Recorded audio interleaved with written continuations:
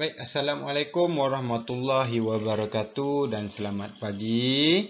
Baik, berjumpa lagi kita dalam subjek sains kelas PDPR Sains tahun 3. Baik, sebelum itu cikgu berharap murid cikgu berada dalam keadaan sihat dan terhindar daripada COVID-19. Juga cikgu mengingatkan supaya murid sentiasa patuh pada SOP walaupun di mana anda berada. Baik, untuk minggu lepas, awak dah belajar berkenaan dengan objek yang tumpat dan kurang tumpat. Baik, untuk minggu ni, cikgu akan fokuskan bagaimana cara untuk kita menjadikan air lebih tumpat daripada objek lain. Sebagai contoh, anggur dan telur. Kalau air biasa, kita letak buah anggur dan kita letak telur, buah anggur dan telur dia akan tenggelam. Tapi untuk minggu ni cikgu akan ajar cara nak tambah supaya air itu menjadi lebih tumpat. Apabila awak buat eksperimen, awak letak telur dan anggur, dia akan terapung. Dia menjadi lebih kurang tumpat daripada air. Boleh Baik.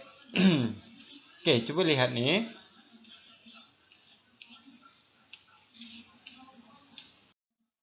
Baik, objektif pembelajaran kita pada minggu ini adalah mengenal pasti kaedah untuk menjadikan air lebih tumpat. Kemudian yang kedua, mengaplikasikan pengetahuan tentang ketumpatan. Kita tengok apa perkara-perkara di sekeliling kita yang menggunakan konsep ketumpatan ni. Baik, seterusnya. Baik, mengenal pasti kaedah untuk menjadikan air lebih tumpat. Macam mana kita nak jadikan air lebih tumpat? Okey. Baik, cuba lihat situasi di sebelah. Baik, buah anggur lebih tumpat daripada air. Buah anggur boleh timbul jika air menjadi lebih tumpat. Kan kita dah belajar minggu lepas, benda yang lebih tumpat dia akan tenggelam. Sekarang ni buah anggur ini tenggelam. Buah anggur ni tenggelam. Bolehkah buah anggur ini ditimbulkan di permukaan air? Boleh ke tak boleh? Betul, boleh. Ada cara dia. Baik, cuba lihat Okey, kalau tengok pada gambar, cara untuk menambah ketumpatan air adalah dengan menambahkan garam di dalam air. Kamu letak garam dalam air, kemudian kamu kacau dan buah anggur akan timbul. Sebab apa buah anggur timbul? Kerana buah anggur kurang tumpat daripada air. Air lebih tumpat daripada buah anggur. Yang kurang tumpat akan ada di atas. Tengok garam ditambahkan dengan air, air akan menjadi lebih tumpat. Buah anggur yang tenggelam tadi akan timbul. Okey, ini contoh Baik, di sini cikgu sertakan amali bagaimana untuk membuat air menjadi lebih tumpat daripada telur Tadi pakai buah anggur, ni kita pakai telur. Okey, cuba awak tonton Dengar dan cuba tonton. Hai, Cikgu Dila di sini. Hari ini kita nak buat eksperimen berkaitan dengan ketumpatan. Dia sama juga konsep dia. Di hadapan cikgu ni ada dua larutan yang nampak sama tapi tak serupa. Macam mana tak serupa tu? Kita uji dengan telur. Okey. Kita uji dengan telur. Mula-mula cikgu akan masukkan telur ni pada cawan yang pertama. Okey. Cikgu masukkan telur pada cawan yang pertama.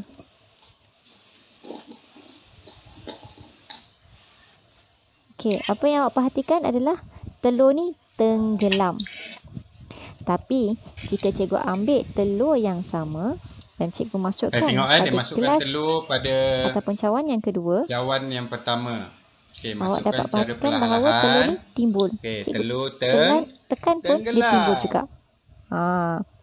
Maksudnya ada perbezaan antara ketumpatan air ataupun larutan pada gelas pertama berbanding gelas yang kedua. Dekat sini kita tahu bahawa ketumpatan larutan pada gelas yang kedua ini lebih berbanding gelas yang pertama. Sebab pada gelas yang kedua telur ni boleh timbul. maksudnya larutan tu lebih tumpat berbanding telur. Tapi gelas satu untuk dengan gelas gelas dua yang tu pertama, air kita dia ambil tak ni, sama. kita masukkan kat sini. Okey, telur ni tenggelam. Maksudnya, pada gelas yang pertama, telur ni lebih tumpat berbanding dengan larutan. Sebab tu, telur tu boleh tenggelam. Nampak tak kat situ?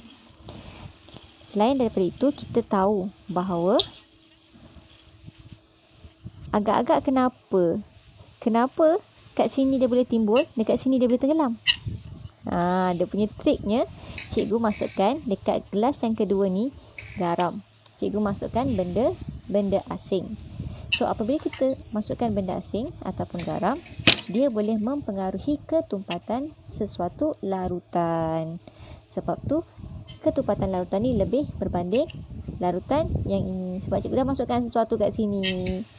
Mustahil lah tak masuk apa-apa kan? Mesti ada masukkan something. Kalau tak ada nak timbul. Okey. Itu saja eksperimen kita untuk hari ini. Jangan lupa like dan subscribe. Bye. Nampak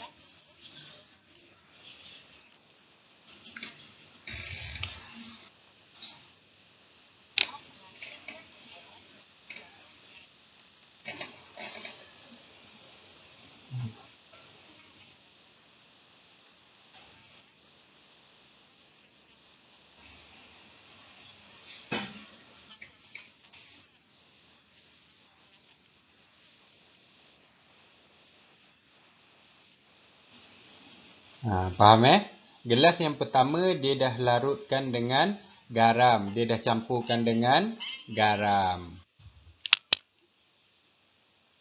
Okey, kita tengok slide.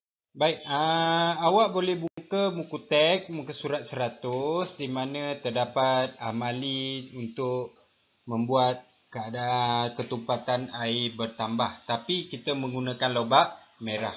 Okey. Amali ni kita boleh buat tapi memerlukan pantauan dari ibu bapa lah. Kalau rasa berbahaya, cikgu rasa lebih elok awak buat amali bersama ibu bapa. Uji telur tadi. Masukkan garam dalam bekas, kacau, kemudian masukkan telur. Tengok dia timbul atau tidak.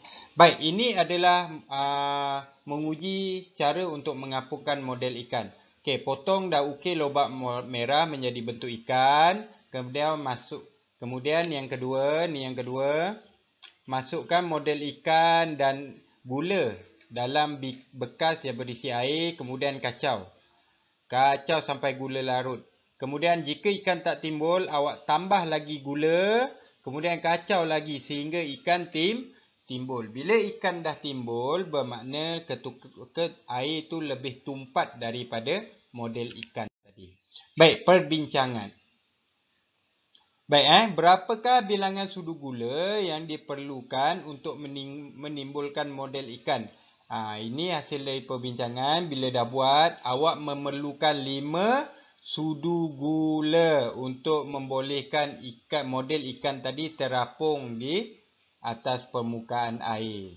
Baik, mengapakah model ikan boleh timbul setelah gula ditambahkan ke dalam air? Okey, kenapa dia timbul? Kerana air telah menjadi lebih tumpat daripada model ikan. Faham Baik, kita lihat ketumpatan cecair. Okey, mari perhatikan ketumpatan bagi cecair yang berbeza. Okey, dalam botol ni ada beberapa jenis cecair yang berbeza. Kalau tengok bahagian yang paling bawah adalah gliserin, kemudian di tengah air berwarna dan di atas adalah minyak. Okey, kalau dapat dilihat, gliserin ni lebih tumpat daripada air berwarna dan air berwarna lebih tumpat daripada minyak. Kita tahu makin dia paling bawah dia makin tumpat. Sama macam awak pernah tengok tak teh ais 3 layer. Dia gunakan konsep ketumpatan. Yang paling bawah adalah warna putih, santan, betul tak? Yang paling bawah santan. Santan dia lebih tumpat daripada pewarna yang lain. Kalau awak tengok air yang berwarna berlapis-lapis tu kan, dia guna konsep ketumpatan. Baik, seterusnya mengaplikasikan pengetahuan tentang ketumpatan. Okey, kalau kita tengok dekat sekeliling kita, banyak konsep ketumpatan ni digunakan. Okey, sebagai contoh, okey, aplikasi ketumpatan yang pertama, kalau kita tengok kapal, kapal mempunyai ruang udara di dalam badan kapal menjadikan ia kurang tumpat daripada air. Walaupun dia diperbuat daripada besi, tetapi ruang udara yang ada dalam badan kapal menjadikan kapal tersebut kurang tumpat daripada air. Itu sebab kapal boleh timbul. Kenapa dia tak terbalik? Sebab dia punya bentuk tu stabil menyebabkan dia tak terbalik. Dan dia akan berada di atas permukaan air. Sama. Konsep sampai kapal ni sama macam pelampung. Pelampung. Kalau kita pakai pelampung, kita tenggelam tak? Tak. Sebab adanya udara dalam pelampung tu menyebabkan pelampung tu timbul. Baik, cuba tengok sauh pula. Sauh tenggelam. Kenapa? Sauh lebih tumpat daripada air. Sebab itulah kalau kapal berlabuh, dia akan turunkan sauh. Sauh ni membantu untuk kapal tidak bergerak dan berada je di tempat tu. Sehinggalah sauh dinaikkan. Ini adalah konsep ketumpatan yang sering digunakan. Okey, cuba lihat yang kedua. Baik, keselamatan. Jaket keselamatan perenang ataupun pelampung.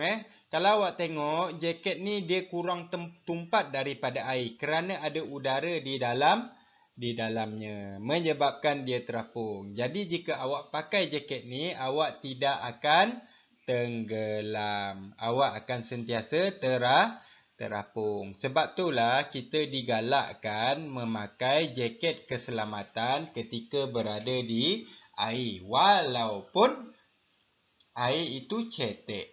Faham Jaket ni kurang tumpat daripada air. Air lebih tumpat daripada jaket. Baik, seterusnya. Kolam penternakan ikan. Baik, sangkar ternakan ikan.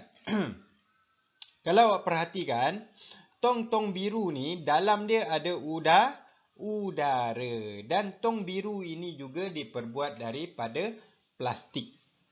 Plastik kurang tumpat daripada air. Jadi bila kita campak plastik, kalau awak perasanlah dekat dalam longkang pun, kalau plastik tu kita campak, dia akan berada di permukaan air. Kerana dia kurang tumpat daripada air. Jadi dia akan terus timbul. Jadi sangkar peternakan ni, nampak tak warna biru-biru ni? Ini digunakan untuk memastikan sangkar ternakan ikan sentiasa berada di atas permukaan air. Walaupun air itu banjir, sangkar tu tetap akan naik. Dia tetap duduk dekat atas permukaan air. Faham Baik, ni sekarang banyak digunakan untuk pemeliharaan ikan air masin ataupun ikan air tawar. Kita banyak gunakan sangkar ni berbanding kolam. Ikan tu akan lebih segar. Baik, rumusan daripada pembelajaran pada hari ini, air boleh menjadi lebih tumpat dengan menambahkan garam atau gula ke dalam air tersebut. Kalau nak air itu duduk dekat bawah, bahan-bahan lain timbul, awak letak air dan gula. Kemudian awak kacau sehingga larut. Yang kedua, aplikasi ketumpatan dalam kehidupan harian yang biasa kita lihat, jaket keselamatan perenang, sauh besi, kapal, pelampung, sangkar, ikan yang warna biru-biru yang cikgu tunjukkan tadi. Boleh faham Baik, kalau tak faham, awak boleh personal, PM cikgu secara personal dalam Telegram. Tak payah type, awak just hantar voice je. Lebih cepat. Baik, tugasan untuk minggu ni mudah saja. Awak buka buku aktiviti sains tahun 3, buku warna oranye tu. Awak siapkan muka surat 67 dan 68. Yang cikgu langkaukan tu tak apa. Nanti kita akan siapkan ketika kita buat latih tubi. Awak buat 67 dan 68. Dah siap? Boleh hantar dekat cikgu. Ambil gambar. Hantar supaya cikgu boleh semak dan cikgu rekodkan dalam pelaporan PBD awak. Baik, itu saja untuk minggu ni. Kita jumpa lagi pada minggu hadapan. Sekian, terima kasih.